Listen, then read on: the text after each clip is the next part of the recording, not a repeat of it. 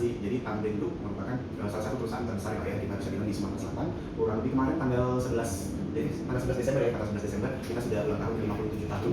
Jadi Tamrin Group ini dipengaruhi oleh Bu Elisa Tamrin sebagai CEO. Beliau orang asli Sumatera Selatan. Jadi kalau berbicara mengenai Tamrin Group, kita itu ada kurang lebih sekitar 16 unit bisnis. Kita bergerak di otomotif, ada roda 2 Yamaha gitu ya, terus itu roda 4 kita ada Suzuki dan juga Honda, tapi kita ada di Sumatera, di Jambi. Lalu juga kemarin ada Mercy, terus juga kita ada Hino untuk roda banyak.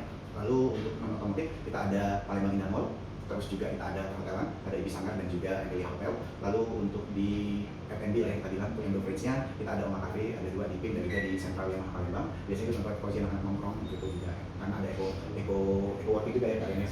Nah, selain itu ada unit bisnis apa lagi ya? Selain Oma apa lagi? Oh iya, Kalau juga di Paku atau BST, ada PIM, terus yang terdekat ada Top Models. Bisa nonton kami sebelum. Itu secara singkat untuk Tamrin Group sendiri. Tentunya visi kita mau bertumbuh dan memberi makna bagi masyarakat melalui kekuatan SDM yang kita miliki. Terus itu juga kekuatan kita miliki pelayanan dan pengembangan usaha dengan membangun perusahaan yang terpercaya dan memiliki reputasi yang baik. Terus itu visinya kita ada 4. Yang pertama adalah mengembangkan pemimpin yang sukses, melayani 31,8 juta pelanggan. Tentunya di tahun 2027 mengembangkan pemimpin yang sukses. Terus juga apalagi karya itu pasti improvement dan juga satu lagi timur. Itu sih. Oke, kalau berbicara mengenai gambaran umum, pasti semua unit bisnis beda ya, beda permintaannya. Tapi kalau kita lihat sekarang, contoh saja untuk di dunia otomotif memang hampir 70% itu banyak bergerak di bidang marketing dan juga sales. Lalu juga tenaga administrasinya. Setelah tenaga administrasinya pasti kita butuh yang namanya leadernya juga. Leader itu biasanya dari SVP, terus juga ke manager dan juga top manager juga. Biasanya sih kalau kebutuhannya di situ. Even di non otomotif juga seperti itu. Kalau untuk yang di non otomotif kan biasanya dia tidak direct selling, biasanya sih kita memang butuh tenaga pekerja yang memang lulusan baru tamat kuliah gitu ya. Apalagi kemarin kita baru mengadakan yang namanya TLB Tamrin Leadership Bootcamp, bagaimana kami mencetak para leader sependidikan selama 6 bulan. Jadi mereka dicek dulu gitu ya, bagaimana pengetahuan mereka, skill mereka, attitude mereka, lalu bagaimana kami mengisi soft skill dan juga hasil mereka untuk bisa ditempatkan di all unit business. Kalau untuk gambarannya saat ini ya, kebanyakan sih seperti itu. Kalau untuk hasilnya ya Pak, apa ada hasil atau sertifikasi tertentu yang dibutuhkan sebagai syarat atau bahan nilai atau misalnya? Kalau berbicara hasil itu kan syarat mutlak istilahnya, lo diterima karena lo bisa mengerjakan beberapa hal gitu ya. Istilahnya itu hasil ini yang membuat lo bisa mengerjakan sesuatu. Contoh saja mekanik gitu ya. Mekanik itu kan dibutuhkan untuk tenaga servis. Mereka itu ada sertifikasinya untuk hasil, ada yang level bronze, ada yang level silver gitu ya. Nah biasanya mereka itu ada level-levelnya. Mereka yang bisa mengerjakan ini, contoh untuk servis ringan ini di level bronze gitu. Untuk yang di silver biasanya dia lebih condong ke perusahaan besar atau segala macam. Nah untuk karyawan lainnya sendiri, contoh di sini kan ada karyawan, dia di bagian HR, tentunya di bagian training development, tentunya hasilnya adalah dia certified dulu, certified corporate trainer gitu ya. Nah itu wajib. Terus itu juga kita lagi mengusahakan training BNSP, Badan Nasional Sertifikasi Profesi, untuk mereka bisa itulah bekerja dengan baik. Biasanya seperti itu untuk hasil ya. Karena kan kebanyakan kalau kita lihat, kita rekrut, kita terima ya nggak langsung 100% mereka bisa running gitu ya. Pasti ada pengalaman dulu. Terus juga sesuatu yang menjadi tantangan mereka, terutama saat mereka mengalami pelatihan yang kayak berjasa sama anak mereka itu seorang petani itu banyak. Nah biasanya kita itu melihat dari untuk soft skill sendiri ada 5 core inti yang memang perlu mereka dapatkan, yang memang perlu ada di diri mereka. Pertama adalah soft skill mengenai integritas. Kan kita kan ada core value kita dan itu dimasukkan di soft skill kita. Yang pertama adalah integritas. Kalau lihat di situ ya, yang kedua adalah customer focus, yang ketiga adalah communication, continuous improvement dan juga teamwork. Jadi syarat mutlak pertamanya dulu adalah dia apa yang dia kerjakan, apa yang dia katakan itu selaras dengan apa yang dia katakan. Istilahnya itu integritasnya tentang kejujuran gitu ya. Kan zaman sekarang bahkan banyak kasus-kasus gitu ya, manipulasi data atau segala macam, dan di Tamrin Group itu sangat penting yang nilai-nilai kejujuran terlebih dahulu terhadap diri mereka gitu ya. Lalu yang kedua, sadar atau tidak sadar, Tamrin Group ini kan bisnis profit ya, bukan sosial. Jadi kita harus benar-benar fokus ke customer kita gitu ya. Mereka harus punya jiwa melayani. So Ibu Elisa itu harus memberi informasi ke teman-teman bahwa setiap karyawan Tamrin Group itu harus punya jiwa melayani semua level. Itu soft skill yang harus dia ada. Yang ketiga adalah berbicara mengenai communication ini, bagaimana mereka berbicara dengan tim gitu ya, dengan orang lain, ya harus win-win solution lah ya, nggak bentrok sana sini akibatnya toxic atau segala macam. Yang kelima adalah berbicara mengenai continuous improvement.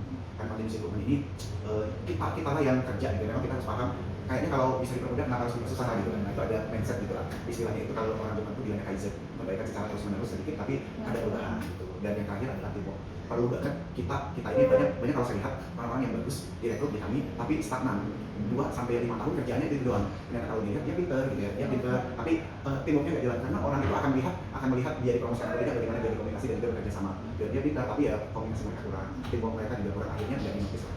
Itu sih kalau saya lihat. Kalian ada yang nambahkan? Kurang lebih gitu aja. Makanya karyawan interaksi tadi, gimana cara dia kerja dalam kerja, customer dalam melayani, customer bukan dalam eksternal aja, tapi ada internal juga. Terus communication, bagaimana cara dia komunikasi bersama tim, continuous improvement, dan juga bekerja sama dalam tim itu sih. Dalam kami trust, sama kami dalam bagus gitu. Nah itu inti. Jadi yang berikutnya itu kan soft skill itu dibagi dua ya. Ada yang lu dengan dirimu sendiri, lu dengan orang lain. Tadi kalau kamu bicara interpersonal skill adalah Anda berkolaborasi dengan orang lain. Tapi sebelum itu lu harus kuliah dulu ke dirimu sendiri, lu dengan dirimu sendiri. Itu juga soft skill. Contoh bagaimana your emotion gitu ya. Itu soft skill juga. Lu bisa mengendalikan diri Anda sendiri, mengendalikan time management ya istilah kata orang itu. Terus apa lagi tuh? Manage waktu, manage uang. Itu juga perlu banget. Kalau lu selesai dengan dirimu sendiri, lu dengan orang lain akan lebih baik. Dari semua soft skill sama skill tadi Pak, apa sama teman-teman Pak, interpersonal skill apa sih Pak yang paling penting dalam kolaborasi kerja di kantor Ibu, serta program apa yang dilakukan untuk meningkatkannya? Ini kan kembali kita tahu nih Pak tentang apa yang telah terjadi sama kedua bulan ini, gimana adanya kedua bulan nanti gitu. Nah, biasanya untuk soft skill gitu ya. Nah, kebetulan ini KIC-nya Kak Ian ini adalah salah satu yang men-training karyawan-karyawan kami itu untuk training staff development program. Boleh dijelasin ya seperti apa tuh materi-materi yang diberikan ke tim kita, terutama new induction dan juga karyawan baru Pak ya. Oke, kalau interpersonal sendiri biasanya karyawan itu mungkin yang pertama balik lagi ke communication. Karyawan itu banyak banget ya tipenya dan juga itu nggak sama, pikiran beda-beda banget pasti. Nah, bagaimana cara kita untuk berkomunikasi sama tim? Ada orang yang introvert, ada orang yang extrovert. Nah, di situ bagaimana cara kita mendorong orang-orang yang introvert itu untuk komunikasi secara tim? Karena kita di holding dan di base office sendiri. Apalagi di sini saya melihat kayak anak-anak IT dan lain sebagainya itu jarang banget untuk ngobrol sama teman-teman yang lain. Bagaimana cara kita untuk mendorong si teman-teman yang mungkin agak kurang berkomunikasi itu bisa berkomunikasi dengan tim-tim yang lain. Nah, itu berusaha skill yang harus kita kembangkan banget dalam communication dan juga teamwork itu sendiri. Itu hal yang penting banget. Nah, selain interpersonal, mungkin intrapersonal skill tadi kita aplikasikan diri kita sendiri dulu, mood kita atur gitu kan, mood atau good moodnya, baru kita bisa kolaborasi dengan sesama tim atau orang lain. Itu sih sebenarnya untuk interpersonal dan intrapersonal skill yang kita benar-benar dorong untuk karyawan dalam diri sendiri. Kurang lebih kan cara garis besar yang bisa saya temukan di masa lalu.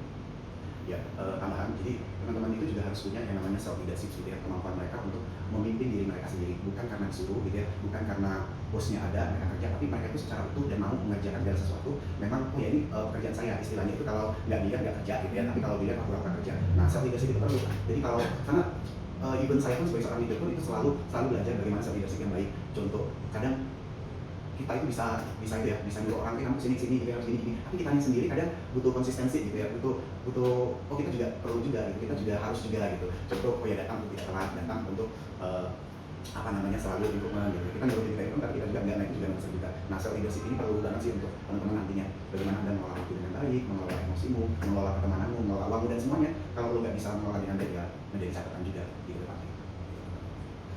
Terus kalau menurut Bapak dan kalian, skill apa yang masih dibutuhkan atau akan dibutuhkan dalam beberapa tahun depan? Dalam beberapa waktu depan. Kalau kita itu kan ada 4 unit kompetensi sebenarnya. Yang ini inti, ada lagi tadi yang kita jelaskan dia dengan dirinya, dia dengan orang lain. Dan beberapa yang kalau kita butuhkan pertama analytic thinking dan juga kita itu ada design thinking lah ya. Istilahnya itu bagaimana menemukan hal-hal baru, bagaimana kita menganalitik segala sesuatu. Istilahnya gini, teman-teman kalau kita cari taksonomi Bloom, ya coba teman-teman ketik taksonomi Bloom itu kan 6 tahapan bagaimana teman-teman belajar, ya kan? Nah pertama ada yang tahapnya remember, terus understanding dan juga applying. Nah di ketiganya saya lupa apa tuh, apply. Setelah apply ada apa? Ya analisis, terus evaluasi dan juga pray. Ya, itu yang dibutuhkan sekarang. Kalau 3 levelnya tadi AI udah bisa semua teman-teman. Tapi yang ketiga tadi analisis, terus juga mengevaluasi dan juga pray. Istilahnya itu kita membuat segala sesuatu yang baru gitu. I think sih teman-teman harus fokus di situ. Kalau AI mah udah bisa semua, mengingat, lo mau cari pengertian, mau cari apapun, ketiga level itu udah semua di AI. Kalau teman-teman cuma bertahan di 3 level itu lo kalah jauh. Yang perlu teman-teman tingkatkan adalah tahap 4, 5, 6 tadi. Sampai lo bisa mengerjakan apa sih yang baru gitu ya. Dan betul. Jadi teman-teman harus fokus di situ deh. Itu sih menurut kami ya. Nah, teman-teman bisa lihat di taksonomi Bloom itu. Kalau saya lihat taksonomi AI udah gitu ya. Kalau misalkan sekarang AI itu menjadi alat ya, jadi alat bagi kita untuk mempermudah kita. Tapi jangan sampai kita kalah sama AI-nya gitu ya. Tahap 1, 2, 3 itu udah dia semua. Kita nggak tahu. Tahap keempat yang evaluasi juga dia udah bisa loh. Yang tahap atasnya itu dia belum bisa. So itu sih. Karena 2026 ini pun dari 3 tahun ini juga kita sudah mengaplikasikan AI gitu ya. Even media pembelajaran pun, unit kompetensi pun, kami pun juga cari-carinya di AI. So butuh banget sih itu. Analytic thinking dan juga bagaimana design thinking ya. Problem solving juga bagus itu. Tuh, ada lagi. Mungkin itu ya Kak. Coba. Ada juga durasi dari online foto. Oke. Terima kasih Kak Fadil sama Kak Ian. Terima kasih sudah menonton aku sangat bermanfaat ya, terutama dalam memahami kebutuhan potensi SDM, selain itu dan juga pengembangan potensi itu dengan baik. Terima kasih Pak. Semoga Pak Mahendra dan Kak Ian selalu lancar dalam berbagai Terima kesempatan. kasih banyak.